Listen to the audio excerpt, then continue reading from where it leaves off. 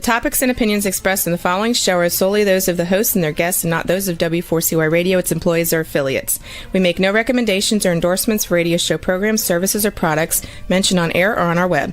No liability, explicit or implied, shall be extended to W4CY Radio or its employees or affiliates. Any questions or comments should be directed to those show hosts. Thank you for choosing W4CY Radio.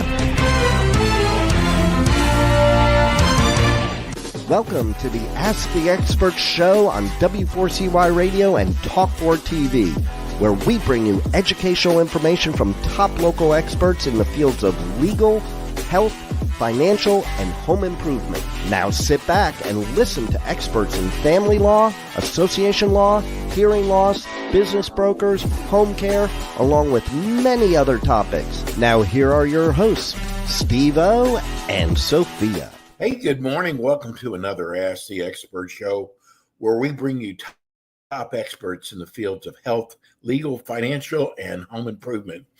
Another great expert today, one of my favorites. He's been with us well over a year, Dr. Eldred Taylor. Before I get to Dr. Taylor, today's show is brought to you by Henningen's Injury Attorneys. If you get injured, contact attorney Henningen, and you can call him at 404-835-4935. We are going to be talking about stress today, and I cannot wait to talk to Dr. Taylor about this, because I think you turn on the news, you look at the economy, go to the grocery store, go to the gas station. We are filled with stress. Good morning, Dr. Taylor. Hello, good morning. How are you doing? We got to get rid of this stress, Dr. Taylor. It's going to be the death of us. Yeah. Well, I'll tell you, we wrote a book called The Stress Connection, and that primarily came out of a study. It's probably been 15 years ago now that I read. And it said 75 to 90% of all visits to primary care physicians are for stress-related complaints or disorders. So I know we've done a lot of shows on stress, but 75 to 90% of the time, that's the cause of the reason why you're going to the doctor. So when I would go and speak to docs, I was like, we need to be an expert on stress if it's affecting 75 to 90% of our visits. So, like I said, this is one of my favorite topics because it is connected to everything from weight loss to hormones to mental function to how your gut functions to cancer. So everything has some connection to stress. Well, I got to tell you, Dr. Taylor has got a wonderful practice in Atlanta. If you are, for some reason, listening to the show or watching the show today outside the Atlanta area, Dr. Taylor also does telemedicine. And Dr. Taylor, why didn't we think about this years and years ago? Why did we have to wait until a pandemic reached us? Yeah. Well, early on, if you didn't have a license in a particular state, you couldn't practice whether you were in person or whether you were, doing something online. But with COVID, that all changed because, people couldn't travel.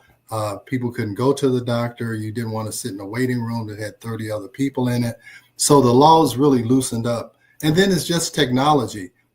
Now, if you go to a doctor in person, it's very unlikely that he's even going to put his hands on you. Maybe you get a stool, you get a prostate exam, once every couple of years. But so much is technology now. You do hard scans, you do MRIs, whatever. So telemedicine can do a lot. You can order labs and get them sent to you wherever you are in the world.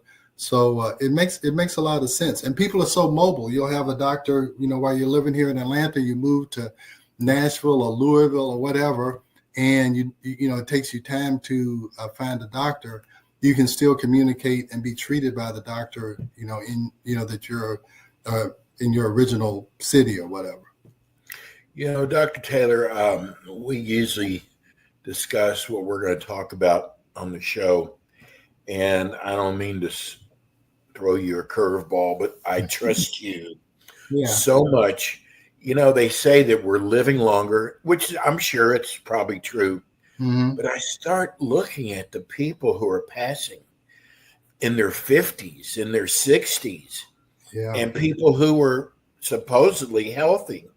Yeah. And I'm not the healthiest person. Mm. And we were talking before we went on the air that everything seems to be surrounded by weight and even sleep. I didn't realize sleep was so important, Yeah. but I really feel like I look back and I look at how stressful things are. I mean, might be going to a nuclear war. You know, if you go to the grocery store, if you go to the gas station, I mean, everywhere we look, there's so many stressful things. Yeah. How do we take some of the stress out of our life so we can live longer? Yeah. Well, my little 4-point stress strategy is number one, if at all possible, remove the stress. So if it's a job that's stressing you out, I actually have a patient I saw yesterday. She actually is my wife patient because my wife is originally trained in psychiatry. Her job has stressed her out until the point where she has major depression. And so my wife had put her on disability leave. And then after like a month or two, she told her that she needed to take off for 6 months. After a month or two, they called her and threatened her with her job. And so she comes in and it's like it reversed everything that we had accomplished. So, we were telling her she needs to get out of that stressful situation. So she had to do a whole lot of paperwork or whatever. So anyway, first thing is try and get rid of the stress. Don't let a job kill you. Don't let a relationship kill you. So that's the first thing. The second thing is try and change how you respond to the stress. Like turn off CNN, turn off Fox News. Just don't. I agree. If the world blows up, there's nothing you're going to be able to do about it. You're just going Dr. Taylor, let me just interrupt you for a minute Yeah. because there's something going back to work. I have noticed that a lot of friends of mine that their jobs, that the companies they're with are now asking them to do a lot more work, not any more money, Yeah. but so they don't have to have so many people on staff. And I am noticing that more and more. And I notice that's what is causing some of the stress out there. Yeah. And sometimes you see what happens, and I see this in the patients that I see, is that they're working from home, but they're working from the time they wake up till the time they go to bed. Right. So instead of having an 8-hour day where they go somewhere, they work, they come home, they relax, they'll start working first thing in the morning. And some of these companies, because they're international, and these salespeople, they have to answer sales calls in China and answer sales calls here. So they're getting Right. Yes. And so you think you're better off by working from home, but really you're working twice as hard, and you really have no guideposts of when to begin work and when to stop. So you're working yourself to death. And I tell these patients, hey, look, this job will kill you. And you know what they're going to do? They're going to go and find somebody else.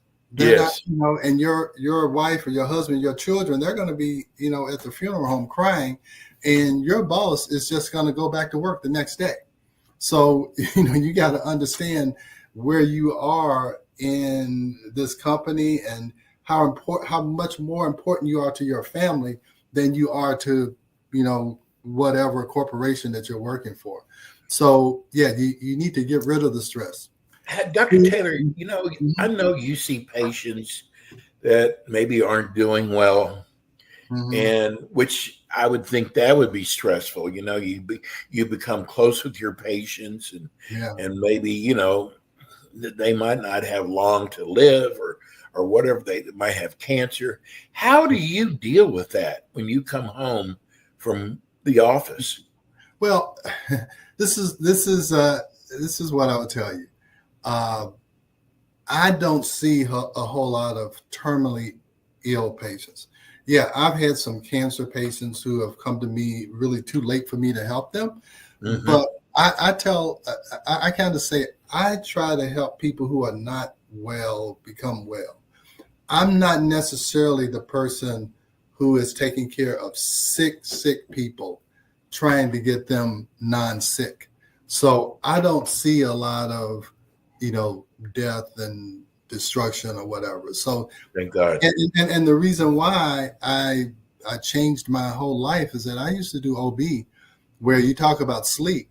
You know, yeah. I had a lot of 2 a.m. deliveries and interrupted sleep, which I could handle when I was in my 30s. But when I got to my 40s, I couldn't handle it. I mean, it was too stressful on my body. Not that the work was stressful, but it was that interrupted sleep and trying to catch up with my sleep. It was very stressful, and I could tell my mental function was going down, because I used to also give lectures and travel. And I was in Las Vegas giving a lecture, and my mind went blank. It was a lecture that I had done 1,000 times. I could do it, sleepwalking. Right. I had worked myself to a bone, and I was traveling, and I could not remember what to say when these slides were up. And the people who were there, they had heard me speak before. They knew there was something wrong with me. And so they called my wife. They made sure I got on the plane. And my wife, for 6 months, said I could not travel. I mean, I would go to the office and patients were talking to me, and I really couldn't process what they were saying. Wow. So I've been there, done that. And so I changed, I stopped traveling. I took some supplements, IVs, whatever. And I have arranged my life. I take Wednesdays off. That's why I can do this podcast. So Right. I have changed my response to the stress. I will not let my job, and I love my patients, but I'm not going to let them kill me. And if my patients are watching, I love you, but I'm going to take my vacations and I'm going to take my Wednesdays off, because, again, if I'm dead and gone, they'll go find another doc. I mean, that's just what I hear you. Yeah. So, all right. So but stress is very important, though, isn't it? Yeah, it is. And then the third thing you want to do is you want to repair the damage caused by the stress. And that's what I was talking about. You want to repair your adrenal gland. You want to repair your gut, help your brain to work better. So there's all kinds of things you can do with that, IVs, supplements. And then 4, stress is not going to go away. You have to prepare your body for future stress. You have to make sure that you have enough nutrients, you eat well, you sleep well, so that you can handle the stress that's going to come and not fall into that deep abyss of being non-functional because stress has overwhelmed you. Does stress disrupt hormones? Yeah, they definitely do. I'll give you an example, and that's why I said I wanted to touch on this, is that I had a patient yesterday or the day before who had been a long-time patient. We just been following our hormones. She'd been doing fine. It was just a check-in, but all of a sudden this time, we do it every 6 months, her estrogen, excuse me, her estrogen had like quadrupled, her progesterone was down. And so I was like, wow, this must be a lab error. What is going on? So we did a telemedicine, and I said, your numbers are just way out of whack. What's going on? So she told me her 93-year-old mother, who she had been taking care of, had passed away a week before she did that test. So she was trying to get her father situated, who's also in his 90s. So she was just saying it had been a stressful 4 or 5 months because she knew her mother was deteriorating and then she passed away. Right. And I'm like, that's it. She had gone where for years and years we had just kept the same dose. She was fine. It was just a little courtesy visit we'd have. And all of a sudden this time her symptoms had come back. She wasn't sleeping. She had hot flashes. And so that's what happened. And I told her, here's what happens when you have stress. A protein called sex hormone binding globulin gets depleted. So it makes you have more free estrogen. So even though she hadn't increased her estrogen dose, more of it was free and available. So it had taken her out of balance, even though this was the same dose she had been on forever. And so that's what happens. And I learned that a long time ago. Somebody can be doing fine and a stressful event comes around and their hormones go haywire. That's a lot of times what happens when patients are going through the fertility workup. A lot of times we go through a fertility workup because it's so stressful, and when it doesn't work and it's not taking, the stress from that actually works against you trying to get pregnant. And so a lot of times you'll see they'll go through this fertility workup, nothing happens. They'll say, the heck with it.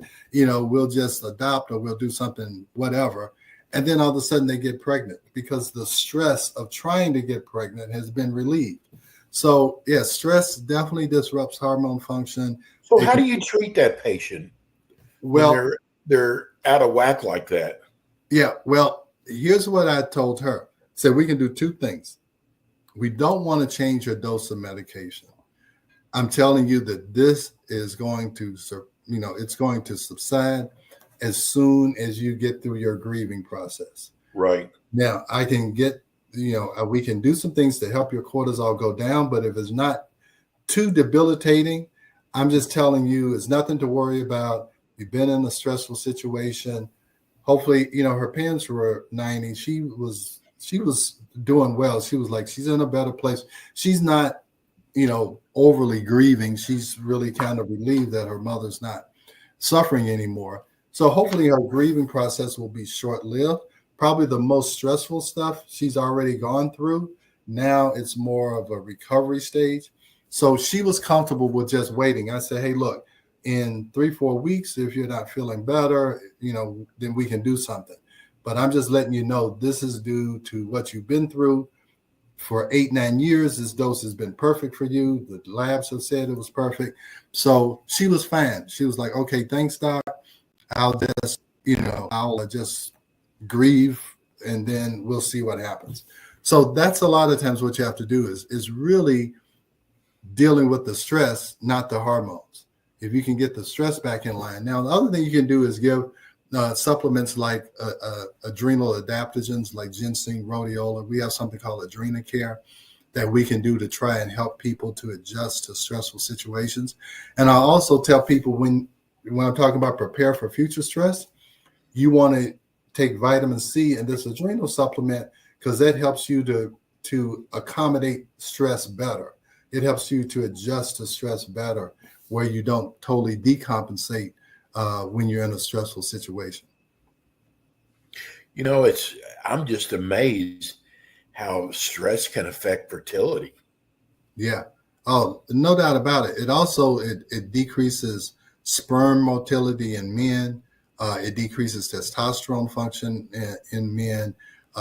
It causes anovulation, or women don't ovulate when they're under stress. And so a lot of times when they don't ovulate, it throws their menstrual cycles off. And it's all due to stress. College, it's long been known that two things happen. College girls, if they're rooming together, their menstrual cycles will start to be identical. They'll start to menstruate at the same time. And the other thing that's shown is that when it's around test time or exam time, that a lot of times these women, these girls or whatever, they will begin to have irregular periods. Their PMS is worse because the stress of that exam period ends up throwing off their menstrual cycle. So stress causes anovulation, which is going to lead to infertility or temporary infertility. Also, it decreases sperm production, decreases testosterone. So yeah, it has a big impact. And maybe it's an evolutionary thing where the body says, hey, there's a lot of stress going on. Pregnancy is a stressful situation for the physical body. So maybe we don't want to have these two stresses going on at the same time. So it may be a protective mechanism for the body to not physically stress a woman out at the same time she's emotionally or mentally stressed.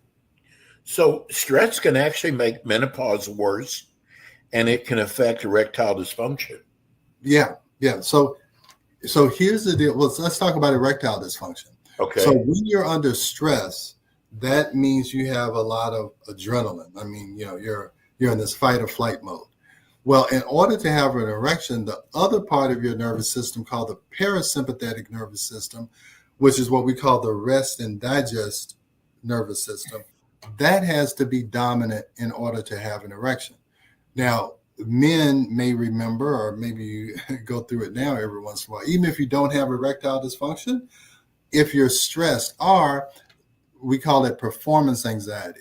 When a man is worried about performing, it's more likely he's not going to be able to perform. That's because he's so anxious about having an erection. He doesn't have an erection because his parasympathetic nervous system, which is the more relaxation type nervous system, is being overcome by the sympathetic nervous system. So stress has a part in erectile dysfunction. Now, there's also a cardiovascular blood flow part of erectile dysfunction, but the nervous system definitely has a part in it too. Now, just like I was talking about with the patient who her mother passed away. So that's menopause. So a lot of times women are going through menopause, sometimes in a very stressful part of their lives. You're talking about in their late 40s, early 50s. A lot of times that's when kids are going to college. A lot of divorces happen during this time, or they've happened previously. So, they may be a single parent, or they're worried about how they're going to pay college tuition, or now their parents are sick. They're 40 or 50, their parents are in their 70s and 80s. So they have all this stress going on. And at the same time, their body is going through a major change. And whenever your body's going through a major change, it's going to be stressful and it's going to cause what I call imbalances. So you have that natural change of menopause, and then you have the stress that may be exacerbating the imbalances. So now you have a worse situation. So you have to look at the actual female hormones, but we always, look at cortisol in these menopausal women to see if that needs to be addressed also. Dr. Taylor, your wife carries some of the best supplements around. Yeah. Is there a supplement for stress or something that takes the edge off? Oh yeah. We have a supplement called Serene Calm, and it's actually our Great best name. Yeah. It's our best-selling supplement. I mean, it really is. So its major ingredient is something called phosphatidylserine. And phosphatidylserine, it tells this little gland in your brain called the pituitary gland, it tells it to go back to its normal cortisol rhythm. So cortisol should be high in the morning and low at night.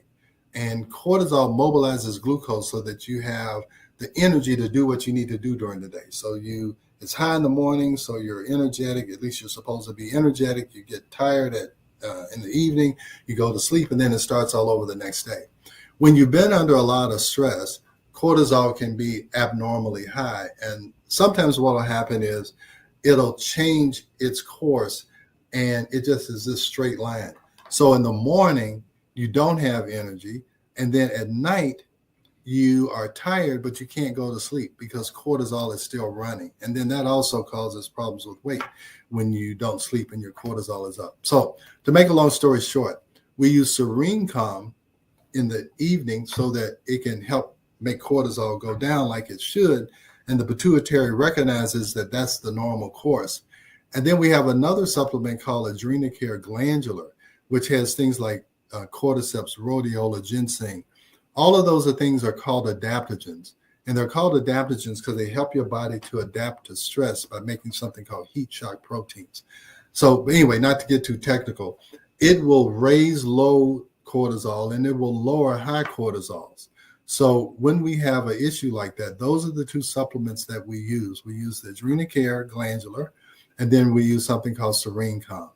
Now, just to give you another point, our supplement line is big on combining different ingredients. We feel like a patient's only going to do 2 or 3 things on a consistent basis long enough to get an effect. So for cortisol, we have 2 things that we use, and they're very effective. So we just don't believe patients are going to take 10 supplements on a regular basis. I agree with you. Yeah, I totally agree. So almost all of our supplements are combination supplements to target a particular problem so that it can actually be effective and the patient can feel the effect. And we feel like the patient needs to feel the effect the first 30 days or they're probably not going to reorder it. So like I told you, Serene Calm and Adrenacare, they are our most popular supplements. And I think they are so popular because they are effective, and because so many people are dealing with stress and stress-related complaints. Dr. Taylor, what type of patient do you enjoy taking care of? I'll tell you, I enjoy the patient who has been to regular docs and been told that they don't see anything wrong with them. That automatically tells me that they don't have a significant disease that needs to be treated like a disease, but they have a functional problem. Something's not functioning quite right. It hasn't reached the disease level, the criteria for a disease that we in medicine are taught, but things definitely aren't functioning. And so that's the patient that I have success with.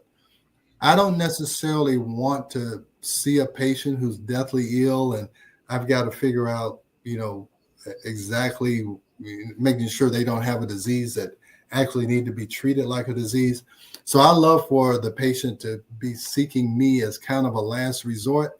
That means I probably can help them. If you walk in and you're clutching your chest and say you have chest pain and you think you have a heart attack, I'm calling 911, getting the ambulance to take you the heck out of my office, okay? Because you're not going to have a heart attack in my office. So that's I tell people, hey, if you have an accident out on 285, don't call me. I don't fix broken bones. I don't, do surgery. I don't do any of that stuff. I want to take the person who other doctors are saying, hey, you keep coming to me complaining. I don't see anything wrong with you. You don't have a disease. I don't know what's going on with you. 90% of the time, they have a functional problem that I can probably help them with. It's probably why your patients live longer, Dr. Taylor. Yeah, well, that's the goal. Doctors. And you want them, I want to live longer, but I also want to be living and not, in a wheelchair and somebody's feeding me and whatever. So, I want to live and then die. I don't want to. No, I understand that. Yeah, I don't want to live and then the last 10 or 15 years. I saw my parents, just kind of deteriorate over the last 10 or 15 years of their lives. And I think I got into this type of medicine because I'm like, I don't want to do that. And my dad was taking, 10 different medications and he just got worse and worse and worse.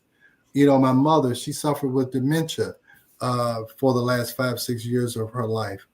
I'm just trying to do everything I can to live life until I die. Some people, I heard them saying is that some people die at 90, but they stop living at 60. I understand. We don't. So that's what I'm trying to avoid, and I'm trying to help my patients avoid.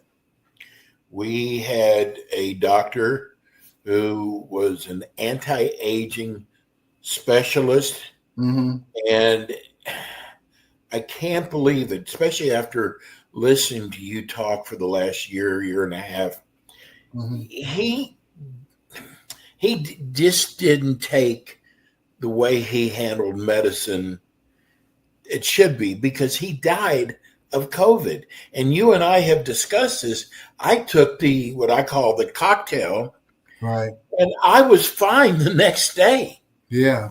Yeah. And here a doctor who's supposedly, into hormones and stress and anti-aging, he didn't abide by his own, what he would tell his patients, and he lost his life over it. Wow. That's awful. Yeah. I can tell the difference in you and him. Oh my God. It just, you practice what you preach, and he didn't. Yeah.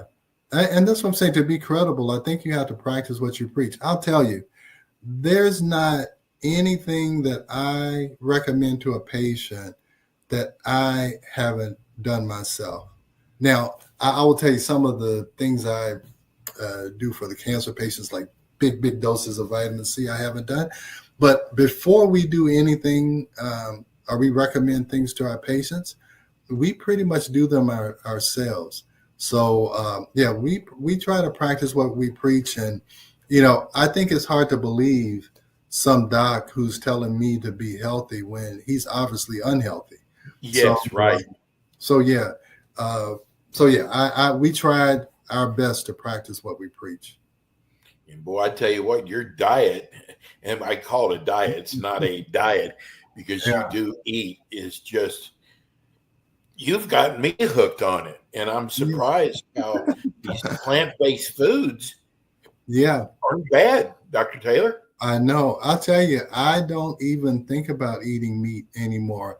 And I'll tell you what prompted it is that I saw these patients who had cancer, early stage cancer, we were saying, and they were trying to do everything they could to help alleviate themselves of cancer or keep it from growing or whatever. And all of them were talking about how they stopped eating meat. So I'm like, well, let me see if there's any validity to this. And I was shocked. I'll tell you, I was shocked. I'm like, it is definitely a connection between eating meat and increasing cancer risk, and how if you stop, it slows down cancer growth, and you start eating plants that have all of these cancer fighting chemicals, and we're giving IV vitamin C, so you eat fruits and vegetables and things. And I said, okay, again, I got to practice what I preach. And so I went to a plant-based diet. My daughter kind of got me started on it also. And I'm telling you, I love it. It's such a variety of things you can have when you're talking about all the different, vegetables and things. And, sometimes we get in a rut where we think of vegetables as a salad, but you can be very creative by using vegetables and fruits and plant-based. And there's so many plant-based things that you can buy in the grocery store that mimic meat. So it helps you to control your weight. It helps you with your energy level. It helps your gut to work better. You're going to have more frequent bowel movements, which help you to detoxify. So, yeah. Dr. Taylor, remember when we did a show on plant-based cooking? In fact, we're going to get your daughter on because she's actually a chef when it comes to plant-based foods. But the show that we did about plant-based foods was probably one of our biggest shows. We had more people watching that show, and I was shocked. And I guess that's why a lot of the fast food companies are going to plant-based products. Yeah, I think this, new generation, millennials and whatever other generations, X, Y, Z generations, they are a lot more health conscious. I think they are, they're kind of this, I don't want to take medication kind of generations.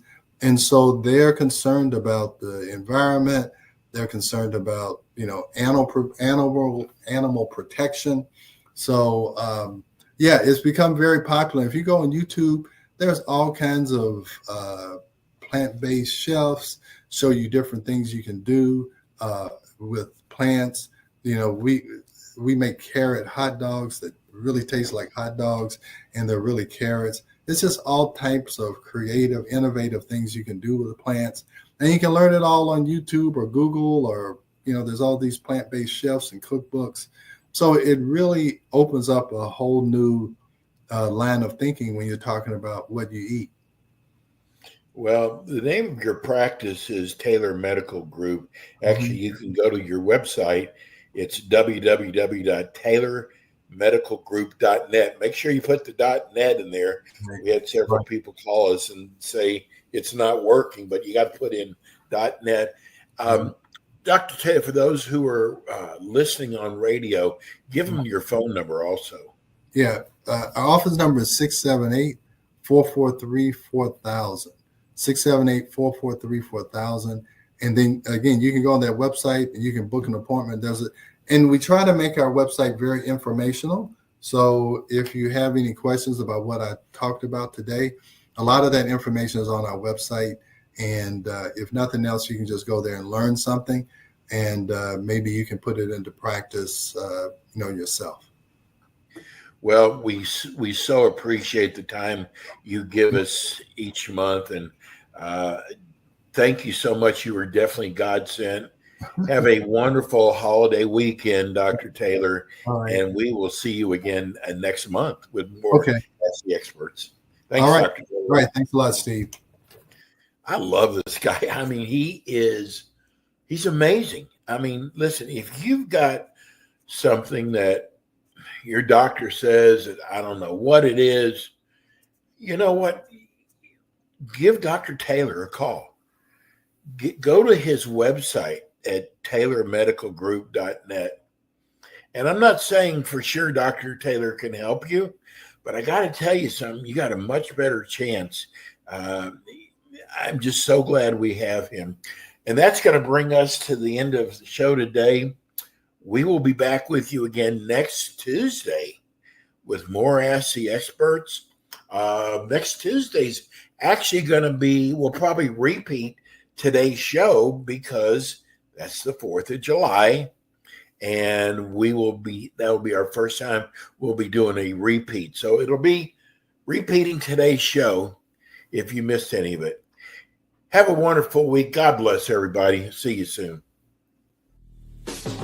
Thanks for tuning in today to the Ask the Expert show on W4CY Radio and Talk4 TV. Tune in next week and every week to hear more from our experts on personal injury, insurance, air condition repairs, estate planning, Medicare, and many other topics in the areas of legal, health, financial, and home improvement.